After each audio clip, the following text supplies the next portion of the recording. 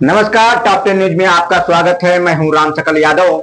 आइए दिखाते हैं आपको आज की छोटी बड़ी खबरें। आजमगढ़ के अतरौलिया से समाजवादी पार्टी के विधायक डॉक्टर संग्राम यादव ने असाध्य रोग से जूझ रहे 5 जरूरतमंद मरीजों को 7,70,000 रुपए की आर्थिक सहायता प्रदान की। इस दौरान उन्होंने गंभीर बीमारियों के इलाज के लिए सरकार से मिलने वाली सहायता राशि बढ़ाकर 1 करोड़ रुपए किए जाने की मांग उठाई। मंगलवार को शहर के परानापुर स्थित आवास पर आयोजित कार्यक्रम में विधायक डॉक्टर संग्राम यादव ने विधानसभा क्षेत्र के 5 गंभीर रोगियों को आर्थिक सहायता के चेक वितरित किए, जिनमें कैंसर, हृदय, न्यूरो और उदर रोग से पीड़ित मरीज शामिल रहे। विधायक ने श्रेयांश सोनी को कैंसर के इलाज के लिए 4 लाख रुपए, बालचंद कनौजिया को हृदय रोग उपचार के लिए 1 लाख रुपए, मनभावती पांडे को उदर रोग के इलाज के लिए 1,50,000 रुपये, बिमला देवी को 70,000 रुपये और मटरू को न्यूरो रोग के उपचार के लिए 50,000 रुपये की सहायता प्रदान की। इस मौके पर विधायक डॉक्टर संग्राम यादव ने कहा कि ज़रूरतमंदों की सेवा करना उनका दायित्व है और वे आगे भी हर संभव मदद के लिए प्रतिबद्ध रहेंगे। उन्होंने कहा कि पिछले 1 महीने में यह तीसरी बार है जब गंभीर बीमारियों से जूझ रहे मरीजों को आर्थिक सहायता उपलब्ध कराई गई। मीडिया से बातचीत में विधायक ने दावा किया कि गंभीर बीमारियों के इलाज के लिए सरकार की ओर से मिलने वाली सहायता पर्याप्त नहीं है, इनमें काफ़ी विलम्ब होता है। उन्होंने कहा कि फरवरी में बजट सत्र के दौरान उन्होंने गंभीर मरीजों के इलाज के लिए सहायता राशि बढ़ाकर 1 करोड़ रुपए किए जाने की मांग उठाई। लिए गए हैं समाज लोगों की मदद करने के लिए, क्या उसमें कुछ हुई? मदद दिखनी चाहिए, दिख आ रही है, मदद दिखनी चाहिए। सरकारें बकवास नहीं करती, सरकारें काम करती हैं।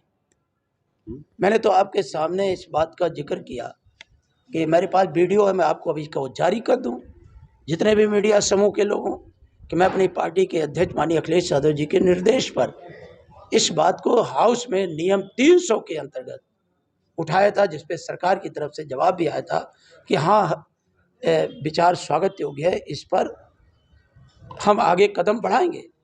लेकिन आज तक तो कदम नहीं बढ़ पाया।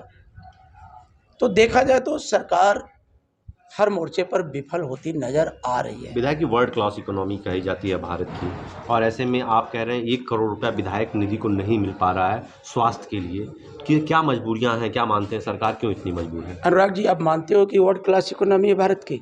सरकार तो यही कह रही है। नहीं, आप मानते हो? आप भी तो पत्रकार हो, पिलर हो, चौथा स्तंभ हो देश के। तो आप ये बताओ, जिस उत्तर प्रदेश में 24 करोड़ की आबादी हो और 12 करोड़ लोग अपना जीवन सरकारी खाद्यान्न पर निर्भर करते हो, तो कैसे आप मान लोगे कि वर्ल्ड क्लास इकोनॉमी है? आप भी तो कुछ सोचो, विचारो, मनन करो कि जिस देश में, ये हमारा आंकड़ा तो है नहीं, आज ही अभी आप गूगल पे सर्च करो कि उत्तर प्रदेश में सरकारी खजाने पर कितने लोगों का जीवन है, तो आ जाएगा कि इतने लोग, सरकार पीठ ठोक ठोक के कहती भी है, सीना ठोक ठोक के, कि हम इतने लोगों को सरकारी खाद्यान्न पर इनका जीवन निर्भर है।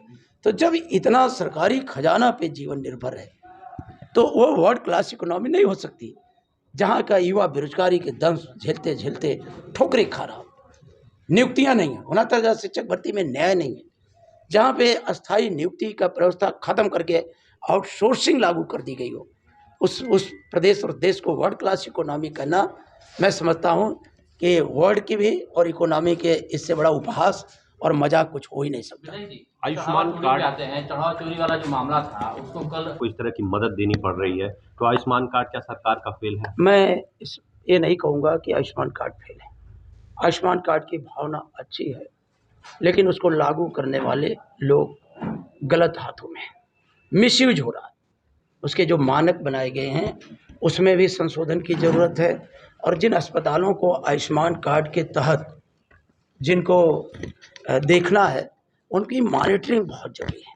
मैंने एस्टीमेट कमेटी की बैठक में, मेरे पास अभी आ जाएगा, मैंने ये बात को उठाया था लखनऊ के अंदर, जो हमारी वित्त कमेटी है, प्राक्कलन समिति है, प्रमुख सचिव और सारे लोग सभापति जी के, कि आजमगढ़ में जो 10 हॉस्पिटल हैं जिसको सबसे ज़्यादा आयुष्मान कार्ड से पैसा दिया जाता है, उन हॉस्पिटलों की हमें सूची उपलब्ध करा दी जाए। अभी 2 महीना हुआ, सूची नहीं आई है।